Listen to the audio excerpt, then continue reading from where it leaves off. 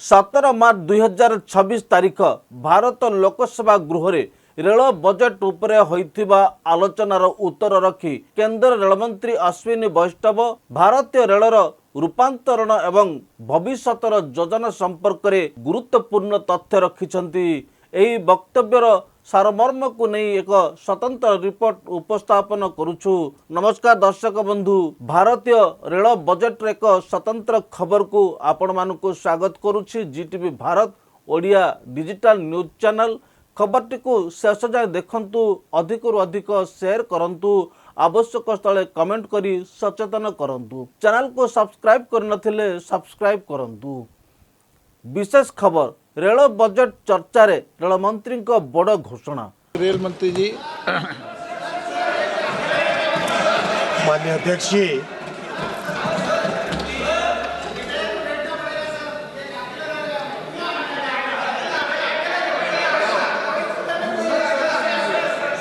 माननीय अध्यक्ष जी, रेलवे की डिमांड फॉर ग्रांट्स पर बहुत ही सार्थक चर्चा हुई। कल से करीब 200 मान्यवर सांसदों ने इस चर्चा में भाग लिया। मैं सबसे पहले आपको धन्यवाद देना चाहूंगा मान्यवर 200 नहीं, 210 से ज़्यादा 210 से ज़्यादा मान्यवर सांसदों ने इस चर्चा में भाग लिया। इसके लिए मैं सबसे पहले आपको धन्यवाद देना चाहूँगा माननीय अध्यक्ष जी। आपने एक ऐसा ऐतिहासिक काम किया है जो लोकतंत्र की परंपरा में एक मील का पत्थर साबित होगा।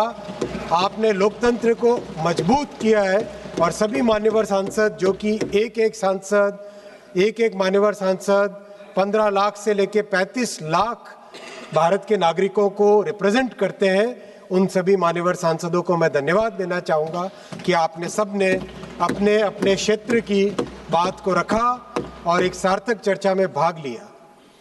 आज की इस चर्चा का मुख्य बिंदु ये रहा, जो कल से कई मान्यवर सांसदों ने अपने अपने क्षेत्र में जो काम हुआ है उसके बारे में चर्चा की। माननीय प्रधानमंत्री जी को धन्यवाद दिया और जो काम और चाहते हैं उसकी उन्होंने डिमांड की। अच्छे लोकतंत्र में और एक अच्छी परफॉर्मिंग सरकार है जहाँ पे माननीय प्रधानमंत्री जी ने राजनीति को एक नया मोड़ दिया है, एक नया रूप दिया है। पॉलिटिक्स ऑफ परफॉर्मेंस पे लेके आए हैं, पॉलिटिक्स ऑफ वोट बैंक से हटाकर पॉलिटिक्स ऑफ परफॉर्मेंस पे लेके आए। ये उसका बहुत अच्छा एक उदाहरण है कि पिछले 2 दिनों से इस चर्चा में सभी मान्यवर सांसद अपने अपने क्षेत्र में कुछ न जो काम हुआ है उसके बारे में वो रख पाए विषय। इवन जो हमारे मोस्ट वोकल क्रिटिक हैं वो भी क्रेडिट लेने के लिए जो काम उनके कारण नहीं हुआ उसको भी वो चर्चा में लेकर आए। ये राजनीति का रूप है, होना भी चाहिए। माननीय अध्यक्ष जी, मैं धन्यवाद देना चाहूँगा माननीय प्रधानमंत्री जी को। उन्होंने इस दशक में इतने बड़े परिवर्तन किए रेलवे में, और रेलवे उनके लिए एक ऐसा विषय है जो उनके साथ जीवन के साथ जुड़ा हुआ है। माननीय प्रधानमंत्री जी के बाल्यकाल से जुड़ा हुआ है, बहुत भावनात्मक संबंध है उनका। ऐसे विषय के साथ माननीय प्रधानमंत्री जी जो कि बिल्कुल हर बारीकी को समझते हैं, उन्होंने इन 10 वर्षों में रेलवे के हर आयाम पे काम किया है, रेलवे के हर पॉइंट पे उन्होंने ध्यान दिया है और इसका लाभ देश को मिला है, इसका लाभ रेलवे को मिला है। आज जब बजट पे रेलवे की डिमांड फॉर ग्रांट्स पे चर्चा हो रही है, तब मैं सबसे पहले माननीय प्रधानमंत्री जी को धन्यवाद देना चाहूँगा कि आज से 10 वर्ष पहले उन्होंने एक ऐसा निर्णय लिया जिसका लाभ रेलवे को आज भी मिल रहा है और भविष्य में भी मिलेगा। रेलवे बजट को जनरल बजट में जब मिलाया, जब मर्ज किया, तो उसके 3 बड़े फायदे हुए। सबसे बड़ा फायदा हुआ कि रेलवे को अपने प्रोजेक्ट्स के लिए जितना यथेष्ट फंड अब मिलने लगा। पहले मात्र 24-25 हज़ार करोड़ और कभी मैक्सिमम मिला तो 30 हज़ार करोड़ रुपए मिलते थे। आज 2,72,000 करोड़ रुपए मिल रहे हैं। वो इसीलिए संभव हो पाया क्योंकि माननीय प्रधानमंत्री जी ने एक दूरदर्शी निर्णय लिया रेलवे बजट को जनरल बजट में मिलाने का। दूसरा उसका लाभ हुआ कि पूरे वर्ष आज कोई न कोई नए प्रोजेक्ट सैंक्शन हो रहे हैं, कोई न कोई नई ट्रेन चालू हो रही है, नए स्टॉपेजेस घोषणा हो रही है और आरंभ हो रहे हैं, नई टेक्नोलॉजी आ रही है, जो कि पहले पूरे वर्ष नहीं होके केवल रेलवे के बजट के समय होते थे, यानी वर्ष भर इंतजार करना पड़ता था और बजट के समय में उसकी घोषणा होती थी। अब उसके बजाय पूरे के पूरे वर्ष में इसका लाभ मिल रहा है। और तीसरा बड़ा लाभ हुआ है, एक ट्रांसपेरेंसी आई है, बहुत ट्रांसपेरेंसी आई है। आज हर एक प्रोजेक्ट को एक आईटी सिस्टम के थ्रू मॉनिटर किया जाता है। जनरल बजट में मर्ज होने के कारण चाहे नीति आयोग हो, चाहे फाइनेंस मिनिस्ट्री हो, हर एक जगह उसका प्रॉपर मॉनिटरिंग होती है, तो उसका बहुत बड़ा बेनिफिट मिला है। तो मैं मानता हूँ कि जो भी मान्यवर सांसद इस पॉइंट को आज और कल में रेज किए थे, वो इस विषय को समझें कि इसके बेनिफिट कितने हुए हैं और उस बेनिफिट के साथ कई कई वर्षों तक इसका लाभ देश को मिलेगा, ये भी हमें समझने की बात है।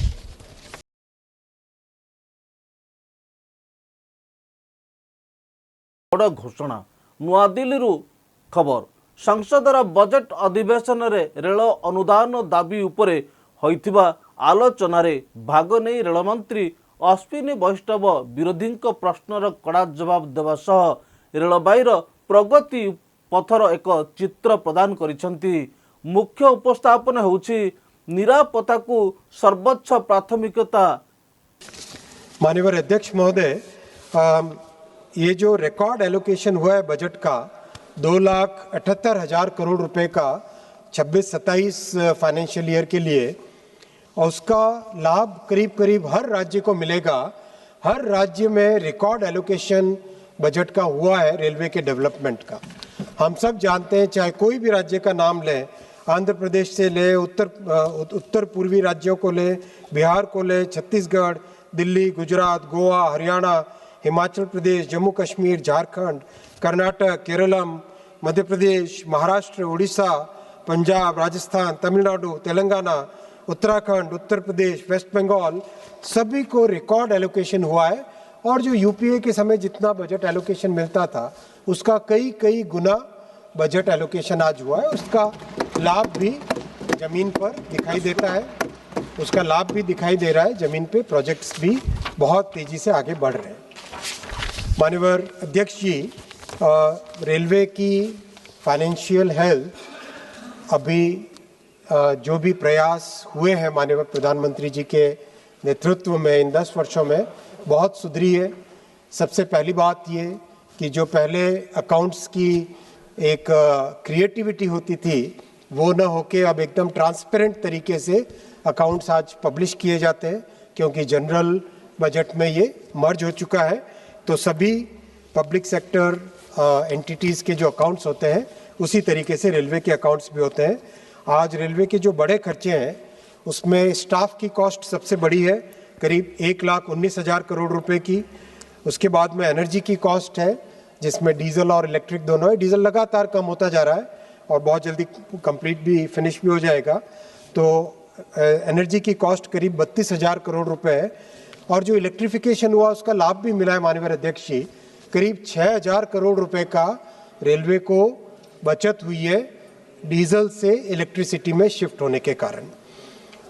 फिर फाइनेंस की कॉस्ट है करीब 23,000 करोड़ रुपए की, और पेंशन बहुत बड़ा खर्चा है, करीब 64,000 करोड़ रुपए का खर्चा है। इन सब खर्चों को मीट करने के बाद में भी आज करीब एक मॉडेस्ट सा सरप्लस बनता है, जो कि बहुत ही मेहनत और बहुत ही अच्छे माननीय प्रधानमंत्री जी की पॉलिसीज़ के कारण संभव हो पाया है। रेलवे का बहुत बड़ा फोकस है सेफ्टी पे, पैसेंजर एमिनिटीज़ पे, और पैसेंजर्स के लिए जो सुविधाएं हैं उनको बढ़ाने के लिए। माननीय अध्यक्ष जी, रेल यात्रा को अधिक सुरक्षित करने पाई स्वदेशी ज्ञान कौशल रे निर्मित कवच सिस्टमर द्रुत कार्यकारिता उपरे मंत्री जोर देइछन्ति। आगामी वर्ष गुड़िकर हजार हजार किलोमीटर रेलपथरे एही सुरक्षा कवच लगाजिबार लक्ष्य रखा जाइछि। भित्तिभूमि विकास प्रति वर्ष प्राय 5,000 किलोमीटर नूतन रेल लाइन बिछा जाउछि, जहाँ अनेक छोट देशर संपूर्ण रेल नेटवर्क सह समान। यह देशर परिवहन क्षमता को बहुगुणित करिब। आधुनिक ट्रेन व अमृत भारत स्टेशन वंदे भारत एवं अमृत भारत ट्रेन रो सफलता संपर्क में सूचना दे से कहते जे साधारण यात्री सुविधा पर स्टेशन गुड़िकर पुनर्विकास कार्य युद्धकालीन भित्तिरे चली। रेलबाई निजुक्ति विरोधी निजुक्ति संबंधी प्रश्नर उत्तर में मंत्री कहते जे रेलबाई निजुक्ति प्रक्रिया को एवं वार्षिक कैलेंडर अनुजाई करा जाउछि, जहाद्वारा आशायी माने नियमित भावे सुजोग पाई परिबे। बजेट बराद प्रति वर्ष रेलबाई पाई रेकर्ड परिमाणर पुंजी विनियोग करा जाउछि, जहा दशक पूर्वर बजेट तुलन में अनेक गुण अधिक। दलर लक्ष्य केवल रेल चलाइबा नुहे बरं भारतीय रेल को विश्वस्तरीय करी साधारण जनता को सर्वोत्तम सेवा जगाई देवा लक्ष्य व उद्देश्य बोली कहते रेलमंत्री अश्विनी वैष्णव। शुणु रेलमंत्री वक्तव्य अधिक कौन कहते।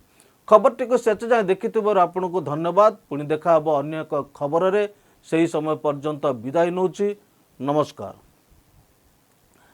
सांसद राघव चड्डा राज्यसभा रे टेलीकॉम सेवा एवं विभिन्न इन 10 वर्षों में जो प्रधानमंत्री जी के नेतृत्व में रेलवे का ट्रांसफॉर्मेशन हुआ है, रेलवे में कार्गो करीब 1055 मिलियन टन था 2004 से 14 वाले पीरियड में, 2013-14 में।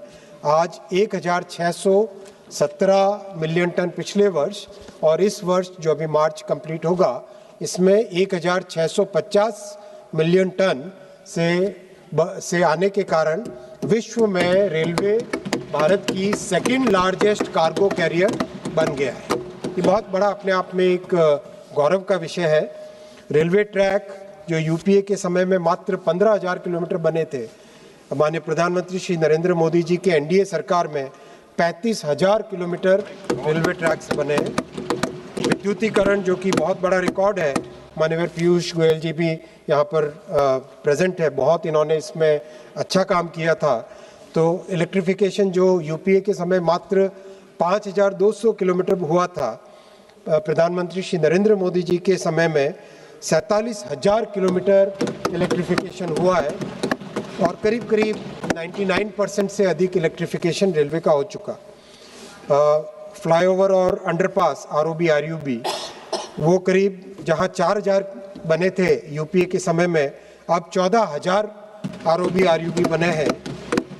डिजिटल स्टेशन जो कि बहुत ही महत्वपूर्ण है सेफ्टी के लिए, यूपीए में मात्र 800 बने थे, अब 3,700 बने हैं इस दशक में।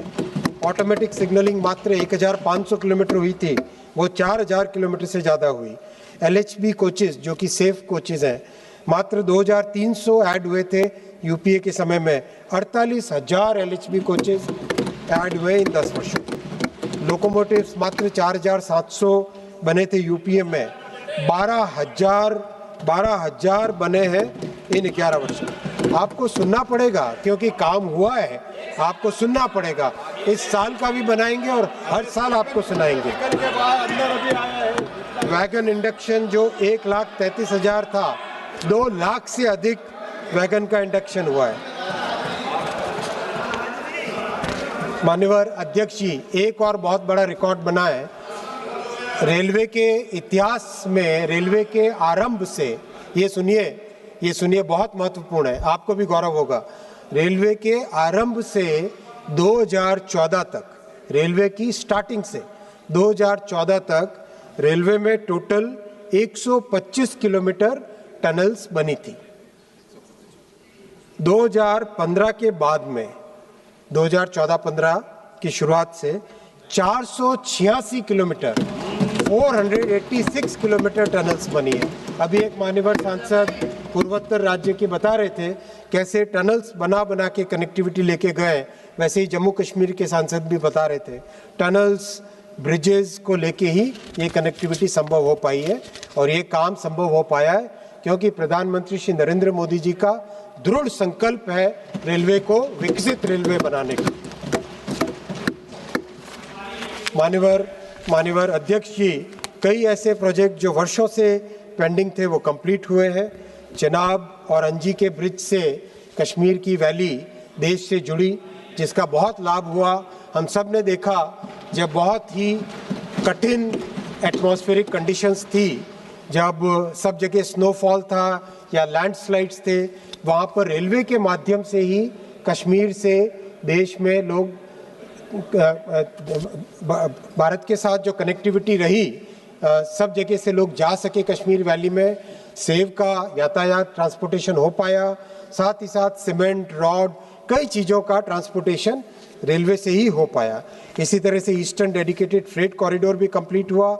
एक मान्यवर सांसद पूछ रहे थे कि क्यों कंप्लीट नहीं हुआ था। उनको मैं बताना चाहूँगा कि 2014 से पहले फ्रेट कॉरिडोर मात्र 0 किलोमीटर हुआ था, 0। आज 2800 किलोमीटर कंप्लीट हो चुका है और आज 480 ट्रेन लगातार डेली फ्रेट कॉरिडोर पे चल रही है। इसी तरह से अहमदाबाद से मुंबई बुलेट ट्रेन 350 किलोमीटर से अधिक कंप्लीट हो चुकी है। स्टेशंस की बात भी कई जगह आई, कई मान्यवर सांसदों ने कहा स्टेशन के बारे में, मैं विस्तृत में बताऊंगा। 180 कंप्लीट हो चुके हैं, 500 करीब कंप्लीट होने की परिस्थिति में आ चुके हैं ऑलरेडी। बहुत तेजी से काम चल रहा है। कवच में भी 3000 किलोमीटर कंप्लीट हो चुके हैं और 20,000 किलोमीटर पे काम तेजी से चल रहा है। स्पीड में ट्रैक्स का अपग्रेडेशन बहुत बड़ी मात्रा में हुआ है। करीब 80% रेलवे के ट्रैक्स अपग्रेड होके 110 kmph की स्पीड पोटेंशियल पे आ चुके हैं और 128 गति शक्ति कार्गो टर्मिनल्स देश में बनके ऑलरेडी कमीशन हो चुके हैं, काम में लग चुके हैं। वंदे भारत चेयर कार की सर्विसेज 162 सर्विसेज चल चुकी है। मध्यम वर्गीय परिवारों ने इसको बहुत स्वीकार किया है। अमृत भारत ट्रेन्स जो कि गरीब से गरीब व्यक्ति के लिए बहुत अच्छी सर्विस है, 60 सर्विसेज चल चुकी है देश में। नमो भारत रैपिड रेल 4 सर्विसेज चल चुकी है। वंदे भारत स्लीपर 2 सर्विसेज चल चुकी है। हाइड्रोजन ट्रेन का डेवलपमेंट हो चुका है कंप्लीट, जो कि विश्व की सबसे पावरफुल हाइड्रोजन ट्रेन है, उसका डेवलपमेंट भी कंप्लीट हो चुका है। ये सब चीज़ें इस दशक में जो हुई है वो माननीय प्रधानमंत्री जी के बहुत ही दूरदर्शी नेतृत्व के कारण ही संभव हो पाई है। माननीय अध्यक्ष जी, भारत का रेलवे ट्रैक का लेंथ अब बढ़ के 1,37,000 किलोमीटर 522 किलोमीटर हो चुका है, जो कि लगातार हर वर्ष बढ़ रहा है। और 756 मेगा ब्रिजेस, 13,815 मेजर ब्रिजेस, एक तरीके से कई चीज़ों में नए रिकॉर्ड बन चुके हैं इस वर्ष में। वैगन्स की संख्या बढ़ के 3,46,000 हो गई है। हम सब हमेशा न्यूज़ में पढ़ते थे कि पावर प्लांट में इतने दिन का कोयला बचा है, ये पावर क्राइसिस आ गया। अब वो सब चीज़ें समाप्त हो चुकी है। अब हर एक पावर प्लांट में जितना कोल सेव करके, जितना कोल स्टोरेज करके रखना चाहते हैं, उतना सफिशिएंट है। वैगन्स की संख्या रिकॉर्ड संख्या पे पहुंच चुकी है 3,86,000 और कोचेस की संख्या भी रिकॉर्ड संख्या पे पहुंच चुकी है। 98,000 कोचेस भारत की रेलवे में नेटवर्क में आ चुके हैं। अभी माननीय अध्यक्ष जी, रिकॉर्ड संख्या में 25,571 ट्रेन डेली चल रही है, जो कि जिसका बहुत अच्छा रिजल्ट भी मिला है। अभी हमने देखा होली के समय बहुत ही अच्छे से सुगम तरीके से लोग पहुंच पाए अपनी जगह पे, और इससे पिछले दीपावली और छठ के समय पे भी कोई दिक्कत आई नहीं। जनरली बहुत अच्छा एक साधन रेलवे अभी बन चुका है। माननीय अध्यक्ष जी, सेफ्टी पे भी बहुत अधिक फोकस है और सेफ्टी के जो चारों मेजर कंट्रीब्यूटर्स हैं, ट्रैक्स का मेंटेनेंस, लोकोमोटिव्स, वैगन्स और कोचेस का मेंटेनेंस, जो ट्रेनिंग की प्रैक्टिसेस और नई टेक्नोलॉजी लाना, इन चारों पे लगातार फोकस देके एकदम मेटिकुलस प्लानिंग करके हर एक इंसिडेंट के रूट कॉज में जाकर उसको अगर टेक्नोलॉजी से सॉल्व करना है, ट्रेनिंग से सॉल्व करना है या प्रोसेस को चेंज करके सॉल्व करना है, इसमें से कोई भी इन तीनों तरीकों से सॉल्व करके आज माननीय अध्यक्ष जी एक्सीडेंट्स में करीब 90% कमी आ चुकी है। लेकिन इससे भी ज़्यादा प्रयास और करने हैं और ये प्रयास लगातार चलते रहेंगे, जिससे कि सेफ्टी में विश्व के सभी विकसित देशों के समकक्ष भारत भी खड़ा हो सके। वैसा प्रयास लगातार चलता रहेगा। सेफ्टी में इन्वेस्टमेंट भी बहुत अच्छा है, करीब 1,20,000 करोड़ रुपए का सेफ्टी में इन्वेस्टमेंट है। माननीय अध्यक्ष जी, कई मान्यवर सांसदों ने कवच के बारे में यहाँ पर टिप्पणी की। मैं उसके बारे में बहुत स्पष्ट तौर पे बताना चाहूँगा कि कवच को national automatic train protection system 2020 में घोषित किया गया। इससे पहले कि अगर हमें जानना ज़रूरी है, क्योंकि जब यूपीए की सरकार थी, तब यूपीए की सरकार के समय एक एसीडी के नाम से टेक्नोलॉजी लाई गई थी, ऑटोमेटिक कोलिजन डिवाइस के नाम से एक टेक्नोलॉजी लेके आए थे 2006 से 2011 के बीच में, जब एकदम क्लियरली इस्टेब्लिश हो चुका था कि एसीडी से कोलिजन्स को प्रिवेंट नहीं किया जा सकता। फिर भी माननीय ममता जी, जो कि तत्कालीन रेलवे मिनिस्टर थी 2011 में, उन्होंने फिर भी एसीडी को इम्प्लीमेंट करने का डिक्लेयर किया और उन्हीं की ही सरकार के समय, यूपीए की सरकार के समय ही रेलवे के टेक्निकल लोगों ने डिक्लेयर कर दिया था कि एसीडी एक फेल्ड टेक्नोलॉजी है और उसको अबैंडन कर दिया गया था। माननीय प्रधानमंत्री श्री नरेंद्र मोदी जी ने 2014 में जिम्मेदारी लेने के तुरंत बाद में कवच का डेवलपमेंट चालू किया। 2016 में पहला पायलट हुआ, 2020 में उसको नेशनल एटीपी डिक्लेयर किया और 2020 से 2024 के बीच में जितनी भारत की सभी विषम परिस्थितियां हैं, विभिन्न परिस्थितियां हैं, उन सब को ध्यान में लेते हुए कवच का डेवलपमेंट कंप्लीट हुआ। 16 जुलाई 2024 को कवच 4.0 को टेक्निकली क्वालिफाई किया गया, अप्रूव किया गया और उसके तुरंत बाद में जुलाई 2024 के तुरंत बाद में करीब 20,000 किलोमीटर का काम हाथ में लिया गया है, करीब 8,000 लोकोमोटिव्स का काम हाथ में लिया गया है। और ये बहुत, मैं जिम्मेदारी के साथ कहना चाहूँगा, कवच केवल एक डिवाइस नहीं है, कवच एक पूरा सिस्टम है। कवच is like installing complete telecom का नेटवर्क, उस तरह का काम है कवच को इंस्टॉल करना। इसमें ऑप्टिकल फाइबर केबल लगता है ट्रैक के साथ ही साथ, हर एक स्टेशन पे डेटा सेंटर बनता है, हर 2.5 से 3 किलोमीटर पे टेलीकॉम के टावर्स लगते हैं, हर एक ट्रैक पे हर कुछ मीटर्स पे एक कवच का डिवाइस लगता है और लोकोमोटिव के ऊपर कवच का डिवाइस लगता है। It's a very complete system, it's a very complex system. Being a technocrat, I can say with full responsibility कि इस कंप्लीट सिस्टम को लगाने के लिए हमारे प्रयास बहुत अच्छे हैं और जो विश्व में जो समृद्ध देश है, जिन्होंने 20 वर्ष लगाए इस तरह की टेक्नोलॉजी को कंप्लीटली अपने नेटवर्क्स में लगाने का, उससे बहुत कम समय में भारत में ये टेक्नोलॉजी सब जगह लगने का पूरा काम तेजी से चल रहा है। माननीय अध्यक्ष जी, मेरे इस चर्चा के जवाब में करीब 10 पॉइंट है। 10 में से पहला पॉइंट बजट और सेफ्टी पे रखा।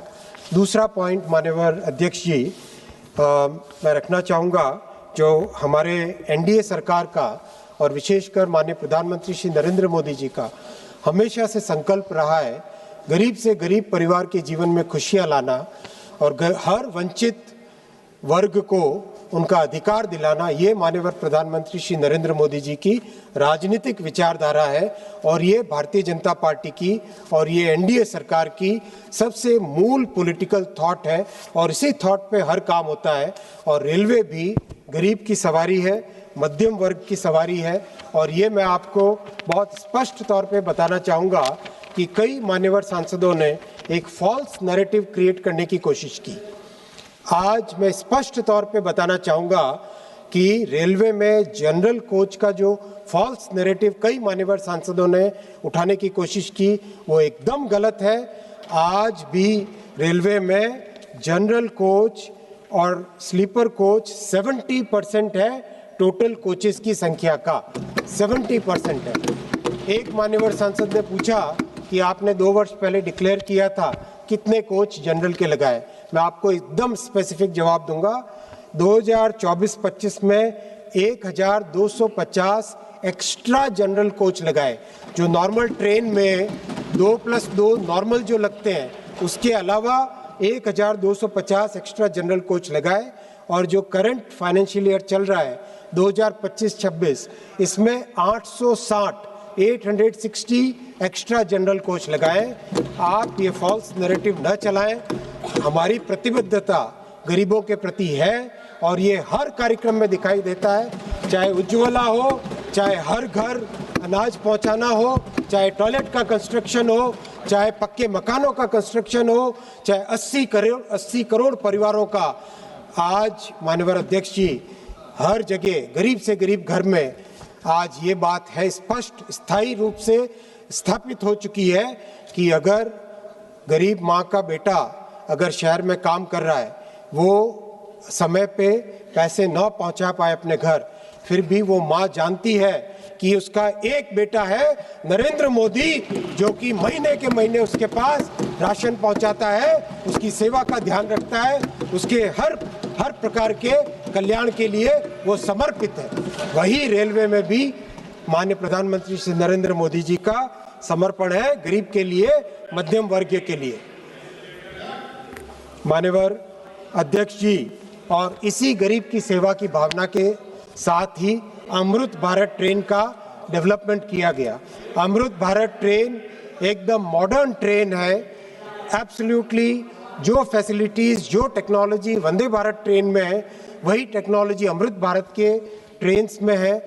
लेकिन माननीय अध्यक्ष जी, 1000 से अधिक किलोमीटर की यात्रा मात्र 450 रुपए में हो जाती है। वो गरीब के चेहरे पे, उस यात्री के चेहरे पे, उस मजदूर के चेहरे पे जो खुशी आती है और जो आशीर्वाद वो देता है माननीय अध्यक्ष जी, वो ये लोग नहीं समझ पाएंगे, क्योंकि इन्होंने केवल गरीबी हटाओ के नारे दिए। इन्होंने केवल गरीबी हटाओ के नारे दिए। इन्होंने कभी भी गरीबों के प्रति सच्चा समर्पण कभी नहीं दिखाया माननीय अध्यक्ष जी। इन्होंने केवल और केवल गरीब को एक वोट बैंक बना के रखा। इनके लिए गरीब वोट बैंक से अधिक कभी भी कुछ नहीं था।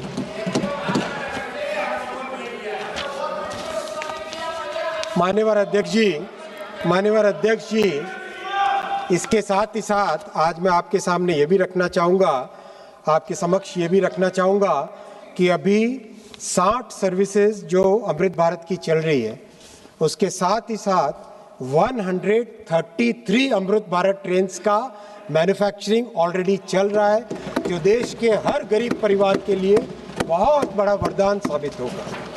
कितने राज्य इससे बेनिफिटेड हुए हैं। अभी जहाँ से भी चालू हुई है, चाहे बंगाल से हो, चाहे आसाम से हो, चाहे केरल से हो, चाहे तमिलनाडु से हो, हर जगह से अमृत भारत जहाँ भी चालू हुई है, सब ने जी भर के आशीर्वाद माननीय प्रधानमंत्री जी को दिया है। माननीय अध्यक्ष जी, वंदे भारत ट्रेन्स भी बहुत ही अच्छी इस्टेब्लिश हो गई है। आज हर एक मान्यवर सांसद जब भी मिलते हैं, चाहे यहाँ पे अपने भाषण में कभी कभी वो विरोध करते हैं, चाहे उसका क्रिटिसिज्म करते हैं, लेकिन जब मिलते हैं तब उनको चाहिए वंदे भारत ट्रेन। डिमांड वही करते हैं। तो कभी कथनी एक और करनी एक, तो क्या करें। लेकिन वो कहते हैं ना, एक वो शेर है ना कि वो कत्ल भी करे तो चर्चा नहीं होती, हम आप भी भरे तो हो जाते हैं बदनाम। माननीय अध्यक्ष जी, ये विपक्ष का ऐसा ही रवैया है। अच्छा है, ऐसा ही रवैया हमेशा बना रहे और अपने स्थान पे कायम रहे तो अच्छा है। माननीय अध्यक्ष जी, साथ ही साथ वंदे भारत स्लीपर भी स्टार्ट हो गई है। और जो अभी तक जितना फीडबैक आया है, पहली ट्रेन हावड़ा से असम के बीच में, गुवाहाटी के बीच में चली है। मैं डेली उसका फीडबैक लेता हूँ पैसेंजर्स से। माननीय अध्यक्ष जी, बहुत ही सेटिस्फेक्शन के साथ कहना चाहूँगा कि उस ट्रेन की टेक्नोलॉजी तो हम सब ने देखी होगी। जब हमने टेस्टिंग के दौरान 3 ग्लास पानी के रखे और उसके ऊपर 1 ग्लास और पानी का रखा और गाड़ी 180 की स्पीड पे दौड़ रही थी, 3 गिलास पानी के, उसके ऊपर एक और गिलास पानी का, लेकिन ना तो पानी हिलता है न गिलास गिरती है। ट्रेन 180 की स्पीड से दौड़ती है। ये एक मान्यवर सांसद जो आज अभी नहीं है यहाँ पर, टीएमसी के मान्यवर सांसद कह रहे थे ना कि जापान में जब जाते हैं पानी का गिलास हिलता नहीं है। वो शायद भारत में ट्रैवल नहीं करते ट्रेन से, इसीलिए उनको पता नहीं है। लेकिन अगर वो भारत में भी ट्रैवल करते, वो वैसे एलिटिस्ट हैं, लेकिन वो अपने आप को राजनीति करने के लिए गरीबों की बात करते हैं, है उनका एलिटिस्ट रूप ही है केवल। तो वो ट्रेन भी बहुत अच्छी सक्सेसफुल हो गई है। 50 और ट्रेन का मैन्युफैक्चरिंग हो रहा है। साथ ही साथ 238 ट्रेन मुंबई के लिए फुली डोर क्लोजिंग की एक मान्यवर सांसद ने उठाया, तब विषय फुली डोर क्लोजिंग वाली 238 ट्रेनों का निर्माण कार्य आरंभ हो रहा है। साथ ही साथ करीब 200 नई मेमू ट्रेन्स का भी उसका नया नाम इंटरसिटी देंगे, क्योंकि मेमू तो एक टेक्निकल नाम है, main line electrical multiple unit. चूँकि वो 2 शहरों को जोड़ने वाली ट्रेन है, शॉर्ट डिस्टेंस कम्यूटर ट्रेन है, ग्लोबली उसको कम्यूटर ट्रेन बोलते हैं, उसको इंटरसिटी के नाम से जाना जाएगा। 200 नई मेमू ट्रेन का निर्माण कार्य भी आरंभ कर रहे हैं। माननीय अध्यक्ष जी, जो गरीबों के लिए, मध्यम वर्गीय परिवारों के लिए जो समर्पण है, वो समर्पण एक और तरीके से दिखाई देता है जब भी देश में कोई फेस्टिवल आता है, और हमारे देश में तो 12 महीने में 13 त्यौहार होते हैं। तो ऐसे में स्पेशल ट्रेन्स चलाने का बहुत अच्छे प्रयास और बहुत ही सक्सेसफुल प्रयास हुए हैं। जब यूपीए की सरकार थी तब मात्र 2000-2500 स्पेशल ट्रेन्स चल पाती थी पूरे वर्ष में, मात्र 2000-2500। माननीय अध्यक्ष जी, मैं आपके समक्ष रखना चाहूँगा कि 2000-2500 का जो यूपीए का समय था, उससे बढ़ाकर 2023-24 में 40,000 एक्स्ट्रा ट्रेन्स चलाई गई। और इस साल तो 2025-26 में माननीय अध्यक्ष ji, already as on today 71,000 special trains चल चुकी है। दीपावली और छठ के टाइम में 12,383 स्पेशल ट्रेन्स चली थी, और अभी होली के समय ऑलरेडी 1,538 स्पेशल ट्रेन्स चल चुकी है। माननीय अध्यक्ष जी, जो 10 वर्षों पहले कोई भी सांसद या पूरे देश भर से ये होता था कि रेक दो, कोचेज नहीं होते थे, लोकोमोटिव्स नहीं होते थे, आज परिस्थिति एक ऐसी अच्छी आ चुकी है कि सफिशिएंट नंबर में स्पेशल ट्रेन्स चला पा रहे हैं, जिसका हमको जो गरीब से गरीब व्यक्ति है उसकी ट्रैवल, हर मध्यम वर्गीय परिवार की ट्रैवल आज उसके कारण सुगम हो चुकी है। इसके साथ ही साथ माननीय अध्यक्ष जी, गरीबों के और मध्यम वर्गीय परिवारों के मदद के लिए 75 स्टेशंस पे होल्डिंग एरिया बनाने का, जैसे हमने न्यू दिल्ली स्टेशन के सामने होल्डिंग एरिया का एक अच्छा एग्जाम्पल देखा, तो 75 स्टेशंस पे होल्डिंग एरिया बनाने का काम बहुत तेज़ी से, अच्छी स्पीड से चल रहा है। और साथ ही साथ नई पैसेंजर, नई मेमो, नई ईएमयू, ये ट्रेन्स करीब 1,231 ट्रेन्स नई इंट्रोड्यूस हो चुकी है, जो कि आप सब देख ही रहे हैं, करीब हर महीने नई ट्रेन्स देश भर में इंट्रोड्यूस हो रही है। ये सब गरीबों के लिए और मध्यम वर्गीय परिवारों के लिए है। और सबसे बड़ी बात मैं रखना चाहूँगा कि भारत में जो गरीबों के लिए, मध्यम वर्गीय परिवारों के लिए ट्रैवल अफोर्डेबल रहे, इसके लिए माननीय प्रधानमंत्री श्री नरेंद्र मोदी जी रेलवे के पैसेंजर्स को 60,000 करोड़ रुपए की सब्सिडी आज दे रहे हैं। 60,000 करोड़ रुपए की सब्सिडी दे रहे हैं। एक मान्यवर सांसद महोदय ने पूछा था कि मुंबई की इनकम का, तो मैं उनको जानकारी देना चाहूँगा, मुंबई में 3,000 करोड़ रुपए की सब्सिडी रेलवे, भारत सरकार देती है रेलवे के ट्रैवल को अफोर्डेबल रखने के लिए। 3,000 करोड़ रुपए की, देश भर में 60,000 करोड़ रुपए की सब्सिडी दी जाती है, जो कि बहुत बड़ा कंसेशन है। करीब 45% कंसेशन हर एक यात्री को मिल रहा है। और ये बहुत ही बड़ा, हमारे जो पड़ोसी देश हैं, पाकिस्तान, बांग्लादेश और श्रीलंका, उससे भी सस्ती भारत की टिकट्स हैं, जबकि भारत की रेलवे बहुत अच्छी क्वालिटी की हो चुकी है। अगर हम यूरोप और जापान से कंपेयर करें तो यूरोप और जापान में भारत से 20 गुना अधिक रेलवे के टिकट्स हैं। और आज जो भारत की वंदे भारत ट्रेन्स हैं, अमृत भारत ट्रेन्स हैं, और उसकी स्पीड भी वो कंपेरेबल है यूरोप से, और इस तरह से और अब आने वाले समय में जापान से भी बुलेट ट्रेन की कंपेरेबल हो जाएगी। तो माननीय अध्यक्ष जी, ये दूसरा विषय था कि रेलवे गरीब की सवारी है, मध्यम वर्ग की सवारी है और गरीबों के लिए समर्पित है, मध्यम वर्गों के लिए समर्पित है। माननीय अध्यक्ष जी, मैं तीसरे विषय पे आऊँगा। आज कई मान्यवर सांसदों ने रेलवे में नौकरी का विषय उठाया। मैं बताना चाहूँगा कि इन 10 वर्षों में 5 लाख नौकरियां दी है। प्रधानमंत्री श्री नरेंद्र मोदी जी ने रेलवे में 5 लाख नौकरियां दी है, और अभी 1,43,000 नौकरियां अभी दी जा रही है माननीय अध्यक्ष जी। और ये आज़ादी के बाद में पहली बार माननीय प्रधानमंत्री जी ने रेलवे के लिए एनुअल कैलेंडर बनाया है, लागू किया है। 2024 के जनवरी के महीने से और 2024 और 2025 और 2025 के जनवरी के महीने से 2025-2026 दोनों वर्षों में एकदम मेटिकुलसली जो प्रधानमंत्री जी ने एनुअल कैलेंडर लागू किया था उसका पालन हो रहा है।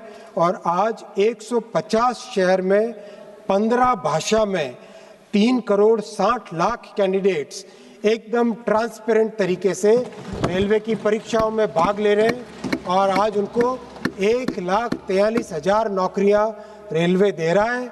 और कहीं पे कोई कंप्लेंट ना आए इसके लिए वॉर रूम की व्यवस्था की गई है। देश में कहीं से भी कोई भी छोटी से छोटी भी कंप्लेंट आती है, तुरंत मेरे पास तक उसका एस्केलेशन होता है और कोई भी उसमें कमी नहीं रखे। ये व्यवस्था रेलवे के एग्ज़ाम्स में की गई है और उसका फीडबैक भी सब जगह से लिया गया है, उसका फीडबैक भी बहुत अच्छा आया है। माननीय अध्यक्ष जी, आज इस व्यवस्था के कारण सभी कैंडिडेट्स के लिए, हर वर्ग के कैंडिडेट के लिए नई अपॉर्चुनिटीज़ बनी है। और जो कैंडिडेट रेलवे में पहले यूपीए के समय में 5-5 वर्षों में एक बार एग्ज़ाम होता था, तो कई छात्र उनकी एज बार हो जाती थी, आउट ऑफ एज हो जाते थे। आज उन सबको मौके मिल रहे हैं, उनके लिए फास्ट रिक्रूटमेंट प्रोसेस है, ट्रेनिंग का फास्ट प्रोसेस हो गया है, अपॉइंटमेंट का प्रोसेस फास्ट हो गया है और एग्ज़ाम की एक सर्टेनिटी हो गई है। माननीय अध्यक्ष जी, इसका हमारे युवाओं को बहुत लाभ मिल रहा है और ये पक्की नौकरी बहुत इसका लाभ मिल रहा है। माननीय अध्यक्ष जी, मैं आप चौथे विषय पे आऊँगा, टेक्नोलॉजी पे और मेक इन इंडिया। माननीय मंत्री जी, मोदी सरकार में सब काम पक्के हो रहे हैं, टेंशन क्यों ले रहा चंद्रशेखर? माननीय सदस्य पीछे तक आवाज क्लियर आ रही है? आ रही है ना? ठीक। डायरेक्ट माननीय अध्यक्ष जी, नहीं, माननीय अध्यक्ष जी, आ रहा है? ठीक है। चेक पीछे। ओके। माननीय अध्यक्ष जी, आरंभ करो। माननीय अध्यक्ष जी, मैं चौथे विषय पर आऊँगा, टेक्नोलॉजी और मेक इन इंडिया पे। टेक्नोलॉजी और मेक इन इंडिया का बहुत अच्छा प्रभाव है। रेलवे में करीब हर डिपार्टमेंट में, चाहे ऑपरेशंस हो, चाहे मेंटेनेंस हो, चाहे ट्रैक हो, चाहे प्रोडक्शन हो, चाहे स्टेशन हो, सब में टेक्नोलॉजी का भरपूर उपयोग किया जा रहा है, स्टार्टअप्स को जोड़ा जा रहा है और इसके कई उदाहरण हैं। मैं एकदम संक्षिप्त में दो उदाहरण आपके सामने रखूँगा। एक उदाहरण, क्योंकि कई मान्यवर सांसदों ने इसका वर्णन किया था, रेल वन ऐप पिछले साल जुलाई में लॉन्च की गई थी और जुलाई से लेके अब तक करीब 2.5 करोड़ यात्रियों ने रेल वन ऐप का डाउनलोड करके उसका उपयोग करना चालू किया है और करीब daily 9.5 lakh tickets rail one app से हो रहे हैं। इसमें सारे के सारे जो फैसिलिटीज़ हैं, टिकट का रिजर्वेशन, अनरिजर्व टिकट मिलना, प्लेटफॉर्म टिकट, ट्रेन की इंक्वायरी, पीएनआर का स्टेटस, पैसेंजर से रिलेटेड साफ सफाई की कोई भी कंप्लेंट करनी हो, वो सारा का सारा एक सिंगल ऐप में ऑलरेडी एक व्यवस्था हो गई है।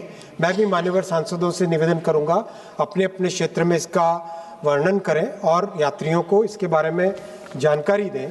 और इसके कारण साथ ही साथ जो आईआरसीटीसी का रेलवे का रिजर्वेशन सिस्टम है वो 40 वर्षों के बाद में कंप्लीट उसका ओवरहॉल किया गया है, उसका कंप्लीट आर्किटेक्चर चेंज किया गया है।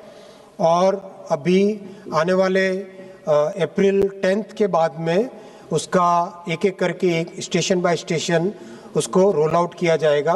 करीब 6 महीने में उसका रोल आउट कंप्लीट होगा और उसका बहुत लाभ हुआ है। तत्काल के सिस्टम में बहुत बड़ा सुधार लाया गया है। बहुत सारे ऐसे तत्व थे जो बॉट्स और इलीगल सॉफ्टवेयर को यूज़ करके तत्काल का टिकट 1 मिनट के अंदर अंदर बुक कर लेते थे, उसको बहुत इफ़ेक्टिवली रोका गया है। और आज तत्काल में बड़ा सुधार आया है जो ज़्यादातर ट्रेन्स में इमीडिएटली मतलब करीब करीब 7 या 8 मिनट तक तत्काल का मिलता है। और जो बहुत पॉपुलर ट्रेन है उसमें नेचुरली 3 मिनट के अंदर अंदर तत्काल का टिकट कंप्लीट होता है। साथ ही एआई कैमरास लगाए जा रहे हैं जिससे कि हाथी हो, बाघ हो और भी दूसरे जानवर उससे सेफ्टी हो सके। आईओटी, एआई और एमएल बेस्ड मेंटेनेंस देश भर में लाई जा रही है। माननीय अध्यक्ष जी, प्रधानमंत्री श्री नरेंद्र मोदी जी ने जब मेक इन इंडिया कार्यक्रम शुरू किया था उसमें रेलवे ने भी भाग लिया और मैं आपके समक्ष आज ये रखना चाहूँगा, बहुत ही गर्व की बात है देश के लिए। आज रेलवे का एक्सपोर्ट 24,000 करोड़ रुपए पार कर चुका है। और उसमें और भी गौरव की बात यह है कि Germany, USA, Austria, Australia, Canada, France, UK, Mexico, Spain, Switzerland, Italy, New Zealand, इस तरह के देशों को भारत से रेलवे के एक्सपोर्ट्स होने लगे हैं। और ये केवल शुरुआत है। आने वाले समय में जिस तरह से प्रधानमंत्री जी का मेक इन इंडिया का फोकस है वो बहुत ही देश के लिए लाभकारी होने वाला है। माननीय अध्यक्ष जी, मैं 5वें विषय पे आऊँगा, स्टेशन के बारे में। कई मान्यवर सांसदों ने ये प्रश्न उठाया कि रेलवे के स्टेशन का डेवलपमेंट और तेज कैसे किया जाए।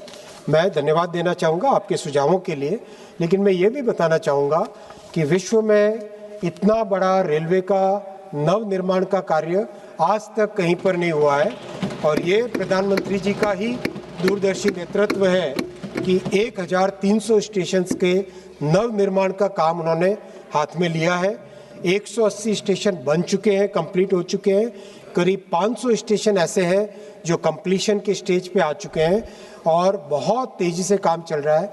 माननीय अध्यक्ष जी, सभी माननीय सांसद बहुत ही सम्मानित हैं, बहुत अच्छे विद्वान हैं। सभी समझते हैं कि रेलवे में ऑपरेशन जब यानी ट्रेन चल रही है, जब ट्रैफिक चल रहा होता है, उस टाइम में सेफ्टी का बहुत ध्यान रखना होता है। विश्व में बाकी जो देश हैं वहाँ पर जब भी रेलवे के स्टेशन का पुनर्निर्माण का काम हाथ में लेते हैं तो ट्रैफिक को एकदम बंद कर देते हैं। कई ऐसे एग्जाम्पल्स हैं जिसमें 8-8 वर्षों तक रेलवे स्टेशन को बंद रखा गया जब उसका पुनर्निर्माण किया गया। ये 1300 स्टेशंस की रीडेवलपमेंट का काम टोटल 6 वर्षों का है। इसमें 2 वर्ष, करीब 2.5 वर्ष हुए हैं अभी तक, और इसमें बहुत तेज़ी से काम चल रहा है। सेफ्टी का ध्यान रखा जा रहा है, बहुत प्राइमरी फोकस है सेफ्टी का ध्यान रखा जाए ताकि किसी भी पैसेंजर को या किसी को भी आने जाने वाले व्यक्ति को इसमें कोई हानि न हो। ये सब ध्यान रखते हुए काम किया जा रहा है और इसमें बहुत ही अच्छी प्रोग्रेस है। एक माननीय सांसद ने प्रयागराज की बात कही, उन्होंने कहा कि कई प्रधानमंत्री आए। मैं उनको पूछना चाहूँगा कि अगर इतने प्रधानमंत्री आए तो क्यों किसी प्रधानमंत्री ने, कांग्रेस के किसी प्रधानमंत्री ने प्रयागराज स्टेशन का नवनिर्माण करने का काम हाथ में नहीं लिया? क्या उनके पास कोई जवाब है? ये प्रधानमंत्री श्री नरेंद्र मोदी जी ने ही ये काम हाथ में लिया, ऐसा क्यों? हमारे टीएमसी के सांसद महोदय अभी सब जा चुके हैं, उनको जवाब सुनने का तो हिम्मत भी नहीं है, क्योंकि उन्हें क्या मतलब है डेवलपमेंट से, वो तो विकास के विरोधी हैं। वो तो एक ऐसी पार्टी है जो बंगाल के विरोध में और पब्लिक के विरोध में और विकास के विरोध में उनकी सारी राजनीति रहती है। मैं भी उनको भी बताना चाहूँगा कि बंगाल में करीब 40 स्टेशन हैं जो कंप्लीशन के लेवल पे आ चुके हैं, 9 स्टेशन कंप्लीट हो चुके हैं, 40 ऐसे हैं जो कि कंप्लीशन के लेवल पे आ चुके हैं। और उनके टीएमसी की जब नेत्री जब रेल मंत्री थी, केवल घोषणाएं करते थे, केवल पेंट लगा देते थे, और आज प्रधानमंत्री श्री नरेंद्र मोदी जी पुनर्निर्माण कर रहे हैं स्टेशन का, अगले 50 वर्षों के हिसाब से नव निर्माण कर रहे हैं। माननीय अध्यक्ष जी, साथ ही साथ स्टेशंस का एक और बहुत बड़ा काम हाथ में लिया है। 48 सिटीज़ ऐसी हैं जहाँ पे बहुत डिमांड रहती है, वहाँ पर कैपेसिटी बढ़ाने का काम हाथ में लिया है, और इसमें एडिशनल प्लेटफॉर्म्स बनाना, स्टेबलिंग लाइंस बनाना, पिट लाइन बनाना, नए कोचिंग टर्मिनल्स बनाना और कई तरह का इंफ्रास्ट्रक्चर का काम हाथ में लिया है, जिसका रिजल्ट आने वाले वर्षों में बहुत अच्छा दिखाई देगा। और इसका प्रयास भी बहुत अच्छा है। मैं डिटेल में सारा एक्सप्लेन न करने के बजाय, अगर आपकी अनुमति हो तो ये सारे विषय मैं टेबल पे रखूंगा, जिससे कि रिकॉर्ड में रहे किस तरह से मुंबई, पुणे और कई राज्यों में, कई देशों में, कई शहरों में इसका काम तेज़ी से चल रहा है। माननीय अध्यक्ष जी, ये इतने बड़े बड़े काम जब माननीय प्रधानमंत्री जी ने हाथ में लिए हैं और काम इतने तेज़ी से चल रहे हैं, फिर भी मान्यवर सांसदों का स्वाभाविक है, उनका ये रहेगा कि और तेज करिए काम। लेकिन मैं इतना ही कहना चाहूँगा, जैसा किसी एक शायर ने कहा है, जब से मैं चला मेरी मंजिल पर नज़र है, जब से मैं चला मेरी मंजिल पर नज़र है, इन आँखों ने कभी मील का पत्थर नहीं देखा।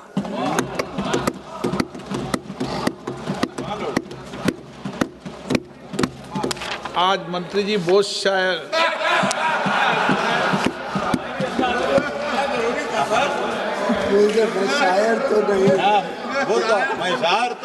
मैं तो मात्र एक टेक्नोक्रेट हूँ माननीय अध्यक्ष जी। शायरी तो ये सदन ने सिखा दी। माननीय अध्यक्ष जी, एक और विषय कई मान्यवर सांसदों ने यहाँ पे उठाया, वो मैं धन्यवाद देना चाहूँगा। बहुत अच्छा विषय उठाया।